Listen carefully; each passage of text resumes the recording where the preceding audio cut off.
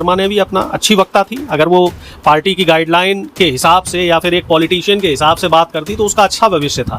लेकिन आज की तारीख में वो भी कहीं गुमनामी में खो गई है। लोग तो ये कहते हैं कि इसके पीछे भी बीजेपी का हाथ है, उन्होंने कहलवाया था। बीजेपी ने कहलवाया था तो, लेकिन उसमें आपको अपने बुद्धि विवेक से काम करना चाहिए। ऐसे कई प्रवक्ता हैं बीजेपी के जिनको बीजेपी की गाइडलाइन कुछ मिलती है, लेकिन वो लोग उस हिसाब से नहीं बोलते हैं। थोड़ा एक मर्यादा रखी जाती है, क्योंकि आपको एक चीज़ ये देखनी है कि जो सिर्फ नफरत की राजनीति है, नफरत की राजनीति से ही पूरा देश नहीं चलेगा। राजनीति में आप एक भाषाई स्तर, भाषाई मर्यादा को रखिए, एक भाईचारे के भाव को रखिए, देश के जो संवैधानिक मूल्य हैं उनको समाहित करके रखिए। आप भाषाई मर्यादा भूल जाएंगे, संविधान के महत्व को भूल जाएंगे, संवैधानिक जो मान मर्यादाएं हैं अगर उनको भी भूल जाएंगे तो कल को आप भी तो उसका शिकार जय हिंद, बनेंगे। सत श्री अकाल, आदाब। मेरा नाम है शादाब। उत्तर प्रदेश पुलिस की जो यहाँ पर कामयाबी आपको नज़र आने वाली है वो ऐसी कामयाबी है कि आप सुनेंगे तो शायद ये सोचने लग जाएंगे कि वाकई उत्तर प्रदेश को बहुत अच्छा तमगा दे देना चाहिए। और तमगा भी किस लिए, क्योंकि अभी पिछले कुछ दिनों एक्स मुस्लिम नाम से सलीम वास्तिक नाम का एक व्यक्ति जिस पर हमला हुआ और उत्तर प्रदेश पुलिस ने उनके हमला करने वालों पर, हमलावरों पर गोली बरसाकर एनकाउंटर कर दिया। बड़ी खबर है, इसी पर चर्चा करने के लिए हमारे साथ मौजूद हैं कांग्रेस के वरिष्ठ नेता प्रोफेसर अरुणेश यादव। बहुत बहुत स्वागत है सर आपका। जी शुक्रिया। सलीम वास्तिक पश्चिम उत्तर प्रदेश में बहुत बड़ी सरगर्मी के साथ में एक नाम चर्चा में छाया। बहुत सारे दलों ने, जो हिंदू रक्षा दल हैं, बजरंग दल है, आरएसएस के बहुत सारे और दल हैं, घटक दल हैं, उन लोगों ने उनका संरक्षण किया। यहाँ तक कि हमारे उत्तर प्रदेश की पुलिस ने भी उन पर हमला करने वालों को एनकाउंटर में मार गिराया। लेकिन आज सच्चाई सामने आ गई है, और सच्चाई ऐसी कि 26 साल से वांछित नजर आ रहे थे। देखिए, ऐसा है कि इसमें कोई एक नई खबर नहीं है। ये बीजेपी क्या है, इस तरह के जो आपराधिक प्रवृत्ति के लोग हैं इनको इस्तेमाल करती है, और इस्तेमाल होने के बाद उनको इस तरीके से बर्फ़ में लगाती है कि वो व्यक्ति फिर कहीं ना रहे। प्रवीण तोगड़िया का आप उदाहरण देख लीजिए। प्रवीण तोगड़िया को हिंदू हृदय सम्राट और हिंदू ब्रांड बनाया गया, और जब बीजेपी की 2014 में सरकार आई उसके बाद से प्रवीण तोगड़िया कहाँ हैं उनका कोई अता पता नहीं है। इसी तरीके से गुजरात दंगे में जो एक मोची करके था व्यक्ति, उसको इस्तेमाल किया गया। बेचारा उम्र कैद की सजा काट के आया और अब बीजेपी को गाली देता है। लेकिन अब कौन फर्क कर रहा है? आप ऐसे ही देखिए, एक हरियाणा का मेरे ही समाज का व्यक्ति है, मोनू मनेसर यादव है, वो मनेसर लिखता है, उसको इस्तेमाल किया गया, हाइप बनाई गई, मुसलमानों के खिलाफ हिंसा भड़काने का प्रयास किया गया, और आज की तारीख में मोनू मनेसर कहाँ है किसी को कोई अता पता नहीं। बिट्टू बजरंगी भी इसी तरह का उदाहरण है, फरीदाबाद में उसको इस्तेमाल किया गया और फिर बीजेपी ने ही उसके खिलाफ पुलिस में इतनी एफआईआरें करवाई। इसी तरीके से दक्ष चौधरी, पिंकी चौधरी, ऐसे दक्ष चौधरी को तो मथुरा पुलिस ने अरेस्ट कर कई लिया। नाम हैं जो पुलिस द्वारा, पहले तो बीजेपी द्वारा इस्तेमाल किए गए, फिर यूपी पुलिस और जो क्षेत्रीय पुलिस है उनके द्वारा उनका अच्छा इलाज हुआ। तो जो अभी आप सलीम वास्तिक की बात कर रहे हैं, तो ये भी इसमें इस लंबी सी लिस्ट में एक हिस्सा मात्र है।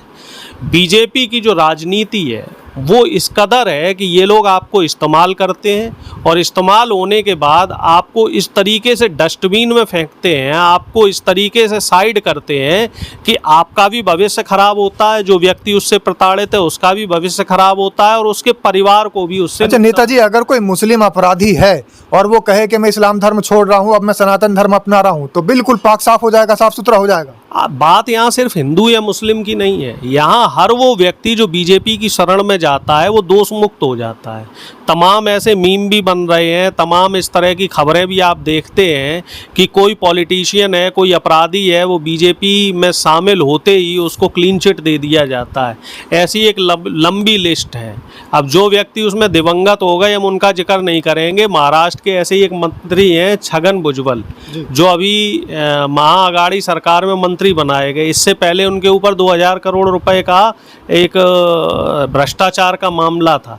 इसी तरीके से कुछ मामले मध्य प्रदेश वाले जो हमारे सिंधिया जी हैं उनके खिलाफ भी थे। और जो दिवंगत हो गए, राहत फतेह का नाम भी आता है, जो पाकिस्तान से आए थे, हमारे देश में रह रहे थे, लेकिन उनको भारतीय जनता पार्टी ने पूरा संरक्षण दिया। वही है कि जो बीजेपी के संरक्षण में चला जाता है वो दोष मुक्त हो जाता है। तारिक फतेह जिनका नाम था, तारिक फतेह साहब रहे, और तमाम ऐसे लोग हैं। आम आदमी पार्टी के भी कई लोग अभी बीजेपी में गए हैं, उनके ऊपर ईडी की रेड पड़ी थी, और अब सब लोगों को क्लीन चिट मिल जाएगा।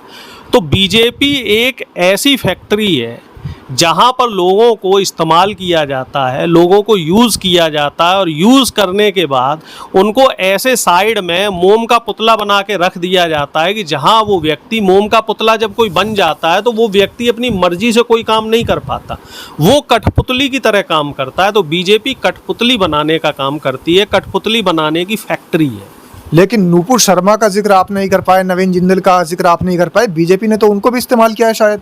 ऐसे कई लोग हैं, मैं बता तो रहा हूँ कि वो लिस्ट बहुत लंबी है और उस लिस्ट में सभी लोगों का जिक्र कर पाना मुश्किल है। नूपुर शर्मा ने भी अपना अच्छी वक्ता थी, अगर वो पार्टी की गाइडलाइन के हिसाब से या फिर एक पॉलिटिशियन के हिसाब से बात करती तो उसका अच्छा भविष्य था, लेकिन आज की तारीख में वो भी कहीं गुमनामी में खो गई है। लोग तो ये कहते हैं कि इसके पीछे भी बीजेपी का हाथ है, उन्होंने कहलवाया था। बीजेपी ने कहलवाया था तो, लेकिन उसमें आपको अपने बुद्धि विवेक से काम करना चाहिए। ऐसे कई प्रवक्ता हैं बीजेपी के जिनको बीजेपी की गाइडलाइन कुछ मिलती है, लेकिन वो लोग उस हिसाब से नहीं बोलते हैं। थोड़ा एक मर्यादा रखी जाती है, क्योंकि आपको एक चीज़ ये देखनी है कि जो सिर्फ नफ़रत की राजनीति है, नफ़रत की राजनीति से ही पूरा देश नहीं चलेगा। राजनीति में आप एक भाषाई स्तर, भाषाई मर्यादा को रखिए, एक भाईचारे के भाव को रखिए, देश के जो संवैधानिक मूल्य हैं उनको समाहित करके रखिए। आप भाषाई मर्यादा भूल जाएंगे, संविधान के महत्व को भूल जाएंगे, संवैधानिक जो मान मर्यादाएं हैं अगर उनको भी भूल जाएंगे तो कल को आप भी तो उसका शिकार बनेंगे। नेताजी, समाज के लोगों को आप क्या संदेश देना चाहेंगे? जिस तरीके से सीमा भाभी जगत भाभी हो गई है, पाकिस्तान से आई थी, कोई नागरिकता नहीं थी, लेकिन सिर्फ इसलिए कि वो अब इस्लाम धर्म छोड़ के हिंदू धर्म अपना चुकी है। सलीम वास्तिक सिर्फ इसलिए क्योंकि इस्लाम धर्म छोड़ के हिंदू धर्म अपना चुके हैं। जिक्र कर रहे हो ये अभी बीजेपी की टूल किट बने हुए हैं। जिस दिन बीजेपी को इनसे फायदा मिलना बंद हो जाएगा, इन लोगों को भी उस तरीके से उनका भी असर कुछ वैसा ही होगा जो असर मोनू मानेसर का हुआ है, जो असर प्रवीण तोगड़िया का हुआ है और जो असर तमाम ऐसे लोगों का हुआ है जो बीजेपी के अब मतलब के नहीं रहे और बाद में अब उनको बीजेपी को गाली देते हैं। तो ये हैं कांग्रेस के वरिष्ठ नेता रुनेश यादव और ये बता रहे हैं सीधे तौर पर कि मोनू मानेसर को आप याद कर लीजिएगा, बिट्टू बजरंगी को आप याद कर लीजिएगा, चाहे प्रवीण तोगड़िया को आप याद कर लीजिएगा, दक्ष चौधरी को याद कर लीजिएगा और पिंकी चौधरी को भी आप याद कर लीजिएगा। और तमाम ऐसे नाम हैं, चाहे वो नवीन जिंदल हो, नूपुर शर्मा हो, जिनको भारतीय जनता पार्टी ने सिर्फ इस्तेमाल किया है और इस्तेमाल करने के बाद यूज़ एंड थ्रो वाले एक डिस्पोजल गिलास की तरह फेंक दिया है। तो कितनी सच्चाई है इनकी बातों में, कमेंट के माध्यम से अपनी राय ज़रूर रखिएगा। बहुत बहुत धन्यवाद सर। जी शुक्रिया, नमस्कार।